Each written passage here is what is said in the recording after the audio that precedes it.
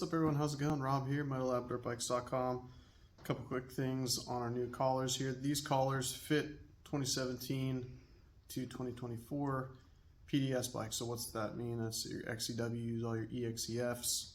And what this does is replace the stock plastic collar that just gets absolutely fragged. We see a lot of this, pretty common. We come in, if you try and use a screwdriver or any type of drift or punch on these things, will just absolutely annihilate these things. And so this is where this comes in. Really makes a big difference here. And weighing them back to back, you're only looking at 0.6 of an ounce difference, which is like a handful of potato chips. So on the 24 plus models, these are absolutely required if you're going to lower the bike.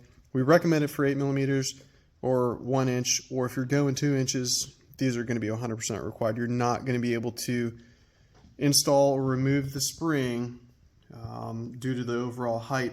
And you can see a significant difference in overall height between the two. So these are required if you're going to lower your 24 plus W model 2 inches. So stainless steel hardware, 6061 billet aluminum construction, and definitely make sure that you lube those threads when you install this thing too. So a little bit of grease or anti-seize. Anti-seize is recommended where the threads make contact with the body. But there you have it. Only 0.6 of an ounce difference in increase in weight for something that's billet. It's obviously made to last, and you can't hammer on it. However, we never really recommend hammering on it. You could simply use that screwdriver still if you want, or a drift or a tapered punch, and you could use the edge of the frame as kind of like a pivot point, so you could stick your screwdriver in or your punch, and you actually coming off the edge of the frame, and you can actually just go one notch at a time, and it'll just help it along. So you get your left hand up under there and then turn the spring at the same time, and it really works pretty easy.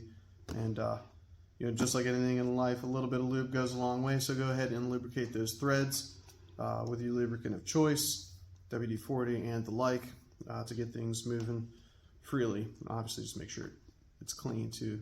You don't want to try and adjust this stuff when it's packed full of dirt, the threads. So alright, well hey, just a little bit of info there for you. Reach out to us if you'd like some more info. Check us out on YouTube, MotoLab Dirt Bikes, or check out the website, MotoLabDirtBikes.com. Click on the Start Now button for your free detailed quote. So thanks for joining us. Catch you on the next one. Thanks guys.